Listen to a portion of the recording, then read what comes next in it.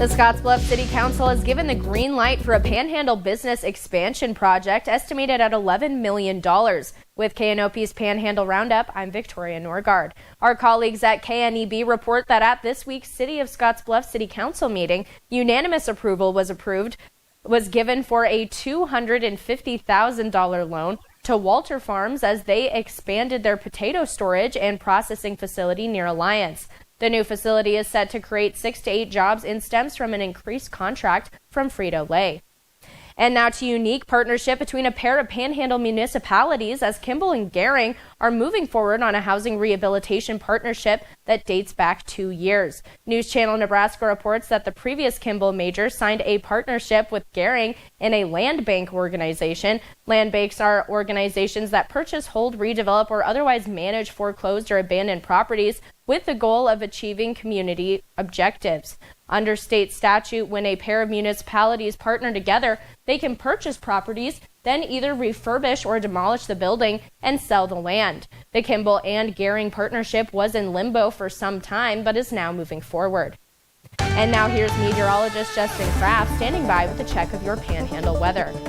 Thanks, Victoria. It looks like in the Panhandle for right now, just mainly clear skies, and with those mainly clear skies, temperatures are in those 70s and 80s. 80 in Sydney, 79 in Kimball, 80 in Scottsbluff, and with those temperatures in those 70s and 80s, it looks like winds are blowing in from the south at about 15 to almost 25 miles per hour in the Panhandle. And it looks like for the rest of this afternoon and early evening for the Panhandle, you're going to be in this slight risk of severe thunderstorms with even a possible chance of some tornadoes moving throughout the Panhandle for this afternoon, early evening, with those warnings, a possible threat in place with those tornadoes and severe thunderstorms moving through the Panhandle this afternoon and early evening. And it looks like for tomorrow, once that moves out, tonight it's going to be very nice Thursday, Friday, and Saturday with temperatures in those 80s and mostly sunny skies in the Panhandle. That's it for weather. Back to you, Victoria. Thank you, Justin. And the Nebraska Department of Health and Human Services has launched a new online portal for suspected child and adult abuse and neglect.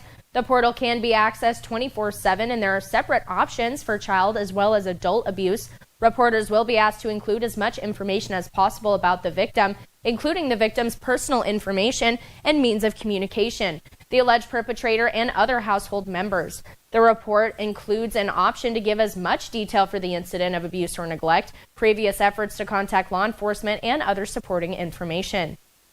And Nebraska Secretary of State Bob Evans says there are 11 ballot petitions being circulated, with one already returned to his office, and the deadline for the initiatives is today. Some of the 10 ballot petitions are initiatives including medical marijuana, reproductive rights, or paid sick leave. Depending on what it is, each petition will need at least 5 to 7 or 10% of registered voter signatures at the time of the filing deadline, as well as 5% of voters in 38 counties.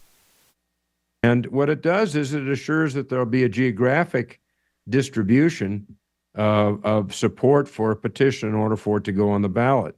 So you don't just have a small concentrated group of people in one small location.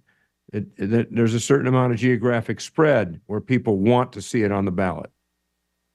Secretary Evans says petitions are scheduled to be turned in by today at 5. And now here's a check of Panhandle sports by KNOP Sports Director John Clanton. Welcome to the Sports Desk. The Westco Express on the road on Tuesday, taking on North Platte in a doubleheader. Let's go to some of the highlights. And this is game number 2. Third inning, North Platte up 4-2 with 2 runners on. Caden Baker showing his batting eye by drawing the walk here to load the bases. Next batter, Cade Freeze, and Cade showing some strength as he's hit by the pitch and he walks it off and he walks to first base. That brings in Logan Hayes, 5-2. North Platte scores 4 runs in the inning. West Coast starting pitcher Eric Sabala pitches his way out of harm in the inning with the strikeout. Both teams had their scoring shoes in game number 2. In the end, though, North Platte Juniors, they pick up the 17-16 win over Westco.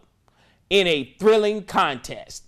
Game number 2 went the way of North Platte. Game number 1, it was also North Platte picking up the win, which gave the Junior First Nationals the doubleheader sweep over the Express. But great games by both teams. Finally, the Ogallala Senior Legion baseball team, they were at home on Tuesday taking on the Gering PVC. And Gering picks up the 12-6 win over Ogallala. Great game by both teams in that one as well. And up next for the Gering PVCs, that's right, the Twin Cities rivalry against the West Coast Zephyrs later tonight. That's all from the sports desk. Everyone have a great rest of the day and see ya.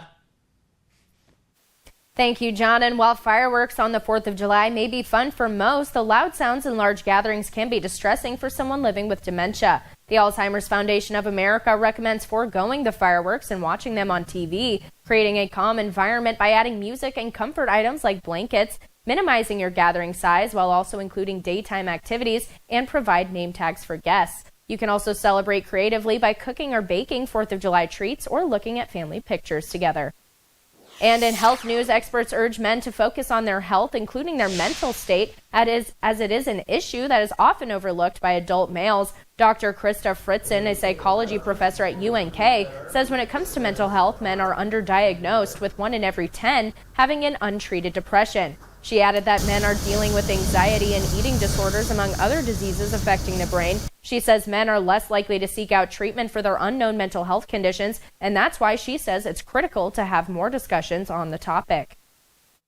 Women will attempt suicide more frequently than men. However, men tend to use a more lethal means, so they're more likely to complete the suicide and then, again, a loss of life. So it's really important, again, to open those conversations and people to be aware and to ask the questions of men and women. Help is out there. You can start with talking to a primary care doctor or even searching online for mental health resources, followed by your city and state. There is also the Suicide and Crisis Hotline number at 988. And that's all we have for now, but remember to join us right back here tomorrow for a special Independence Day edition of KNOP's Panhandle Roundup.